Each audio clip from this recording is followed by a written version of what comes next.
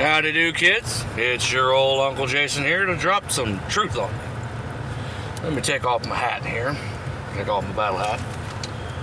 So you can actually see my face and know I am an actual person instead of your average run-of-the-mill e-girl or e-guy. Sorry, ear or e-self or whatever the hell the kids are calling it nowadays. But anyway, I'm getting off topic. It's come to my attention that there are those of us who claim religion but have absolutely no idea what it is we're talking about or what it is we're following, or in some cases who it is we're following. I've studied religions off and on over the years. Norse mythology, the Red Road, Christianity, Judaism, Islam. I've also studied several of the lesser known religions all across the world, and some of them are interesting enough. Some more than others, obviously, because you don't have time to learn like 28,000 registered religions all over the world. Pretty sure there's more, because people worship things that they don't even realize they're worshiping it. But that's another lesson for another day.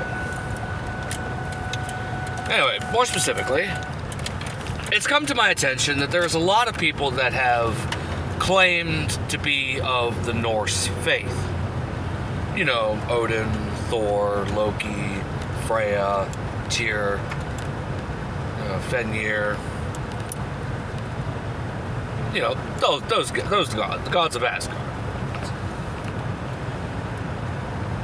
Mostly this following, in my opinion, has been grotesquely romanticized. Because these people, they follow this stuff. A lot of them, they don't know what it is they're following. In fact, they don't even know how to pronounce their names correctly. The Norse mythology is primarily Scandinavian and the like. They pronounce their vowels and consonants different than we do. For example, Thor is not pronounced Thor. It's more like Thior. Odin is more closer to Othin, because the D is actually a TH. So if we can't even pronounce their names right, how the crap are we supposed to follow them? Second point, this thing of romanticizing Valhalla and the gods of Asgard as the, quote, good guys. First off, Valhalla is not as romantic as you think it is. Valhalla is a place where the most savage, bloodthirsty killers go. Yes, they died in battle. Yes, they died with a weapon in their hand, whatever. Blah. But these people are so bloodthirsty, so bloodlust taken, that with their very dying breath, they lashed out at their enemies. It's nothing but pure, primal nonsense.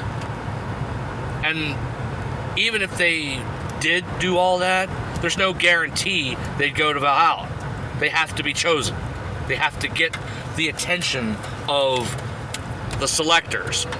They're known as Valkyrie. If they don't get the attention of the Valkyrie, they go to Hell. Hel. Which is the realm of Loki. His ilk. His daughter. And whatnots. That's a different story.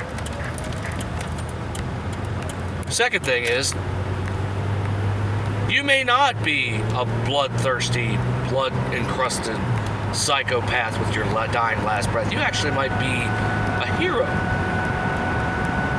See, Freya has first dibs on who dies in battle. Her realm is on the other side of if you could picture it, you've got Asgard in the middle, Valhalla to the left, and her realm to the right. So like three different things that you're looking at. But anyway, her realm is for people who died in battle for something greater than themselves. Where he died to protect his brother, or died to protect a village, whatever. He died for something greater than himself or herself. And there they would reside until the end. Also known as Ragnarok, which is a galactic cataclysmic apocalypse where both man, God, and beast fight until their absolute deaths. That is the final death of all. There's only three gods, 2 humans that die, that make it through, if I'm not mistaken. But don't hold me to the details. See, the thing is, and this is where I kind of laugh when people say Loki is evil, Loki is this, blah blah blah. That's the trickster, the shapeshifter. He, according to Norse legend, he was bound in the deepest portions of Niflheim on a stone slab, bound by his wrists and feet, and on the ceiling of this particular area there's a venomous snake that is coiled around these stalactites and has his mouth open and drips acid venom on his forehead in random intervals. Random but consistent intervals, I should say, for all eternity. Because Loki is still a god, he's able to project himself away from that portion. So he's very there, but also elsewhere. Now, the reason why he is in that particular position is because it goes with the story of the death of the god of light. The god of light in Norse mythology is considered the fairest among all gods, the wisest, the most beautiful, whatever. I forget her name. She's considered the mother of all gods, Odin's wife. She made a deal with everything in creation, anything conceivable, anything at all, even rocks, and down to iron and steel. She made a deal with them. What that deal was, what she did, I don't know. That's not for me to say because I didn't get that far. But anyway, she made a deal with all these things that nothing would harm the god of light, which was her son. So he was put on trial in the halls of Asgard, where all the gods and goddesses would attempt to try to kill this god. They would throw whatever they can at him with all their strength. Nothing would ever harm him. That is a form of pride. Pride goeth before the fall. Loki couldn't stand the nonsense. So through his own dealings, he found out his one weakness, mistletoe. Coated it on a bolt. I can't remember if he did it himself or he had another god do it for him. But either way, he coated this arrow with mistletoe, and when it's fired, pierced his heart, and the world lost hope, thus ushering in Ragnarok eventually. According to their legends, Ragnarok is inevitable. We just postpone it. Kind of like Judgment Day in Terminator. But Anyway, it's irrelevant. Moving on. As punishment for winning this challenge, because clearly it was a challenge, they murdered 2 of his children. The gods of Asgard murdered 2 of Loki's children, disemboweled them, and used their entrails to bind Loki to that slab.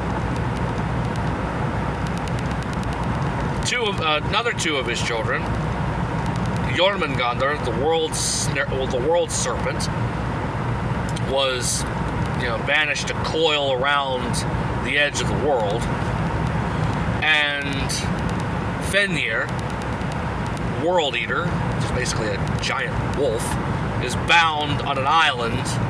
I forget what it's called, but it can't be found unless you already know it was there. Is bound by paradoxal cord, which basically means the ingredients to make that cord are seemingly impossible, like true lies, or Wi-Fi dial-up, or a politician's truth. Paradoxal ingredients. It's supposed to be unbreakable. Tyr lost his hand because that was the only way to get that wolf distracted long enough to get him bound. See, here's the thing. The older he gets, the bigger he gets. So he has all this time to think about how he's going to get his revenge. But anyway, the question I ask, if you're following, the truth of the matter based off their own teachings, the gods of Asgard are the cause of the world tree being descended into chaos. They are the ones responsible for Ragnarok. Thor, he's not that charismatic blonde guy that you see on the Marvel movies.